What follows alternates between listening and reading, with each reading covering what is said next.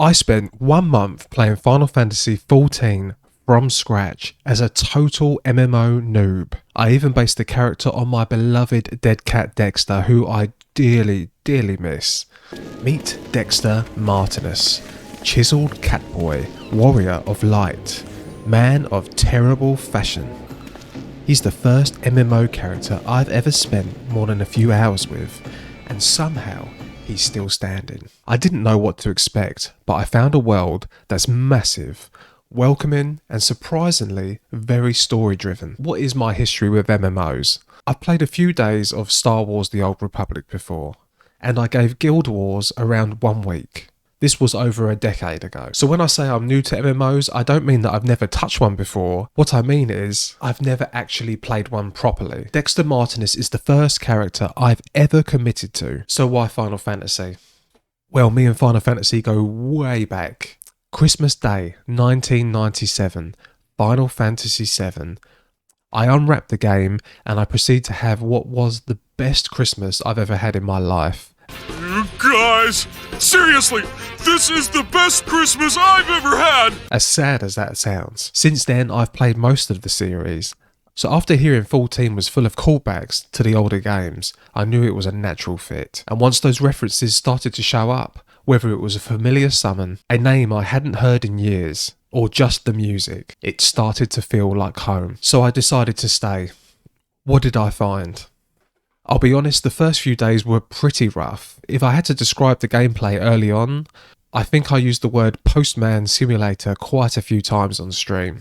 Every quest was take this here, go fetch this, go collect some of these plants, go take this letter to this person a few doors up, speak to this guy, give him this thing. It was incredibly boring. The story felt slow and confusing. I didn't know what a crystal was. I had no clue what this calamity thing was about, and the starting area that I chose, Gridania, was an absolute maze. I could not navigate it for the life of me. And the Lalafels, they looked completely ridiculous, though I do love them now. So why didn't I quit?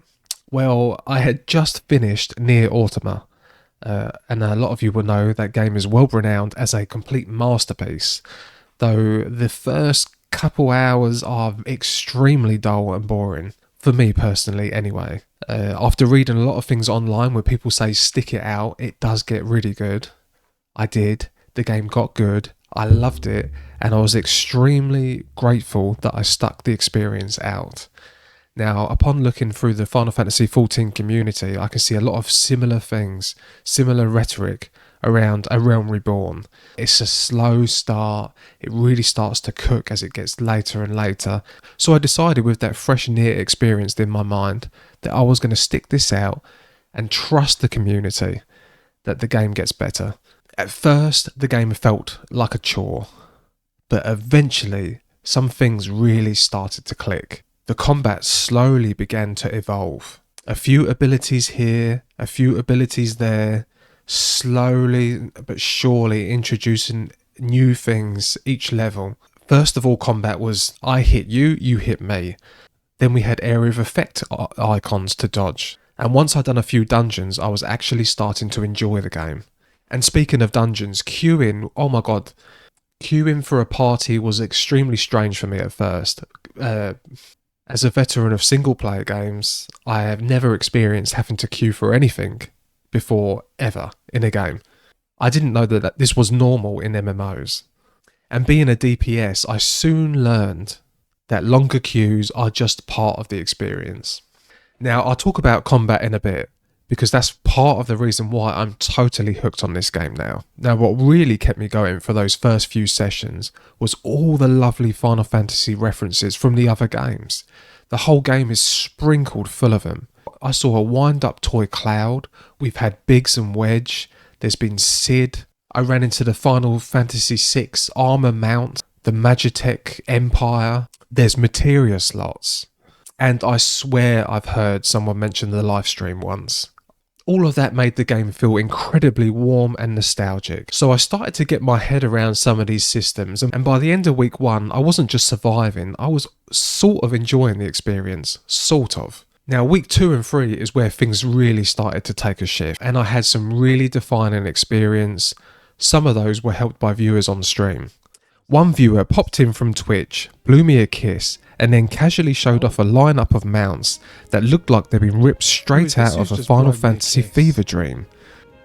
Ella, sweet wanderer of the true Enderum. How do I say hello? That's you? Is that really you, Simpika? So, to get all these things, you've got to do dungeons and... I think someone, Ghost Bagels, you said you had to do treasure maps. No.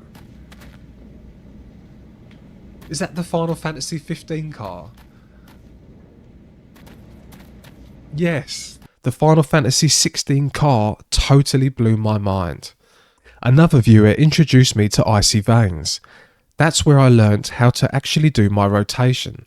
It was basic, sure, but suddenly combat felt like more than just bashing random skills and hoping for the best.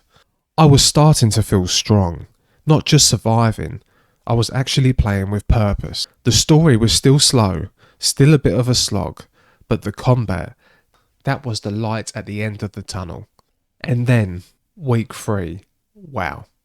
Week 3 hit different. I had some genuinely amazing story moments. One including a certain Inquisitor, and the other, I won't spoil anything, but it involves a hurricane roundhouse kick filled full of emotion. I'll leave it at that. You've played the game, you know what I'm talking about. But this is when I really started to get locked in. I was hooked. I was ready to rescue a certain someone, kick some Empire arse, and I started to finally feel like I belonged here. Combat was really opening up. My rotation was getting a little more advanced and the trials were starting to throw new mechanics at me, things to dodge, things to react to.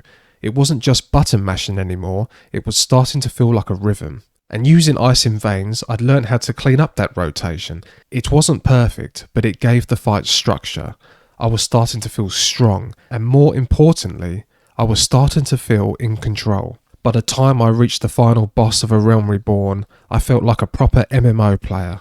Purple AoE markers, got it. Pushback zones, run to the centre. Crazy floor patterns, dodge while keeping your rotation tight.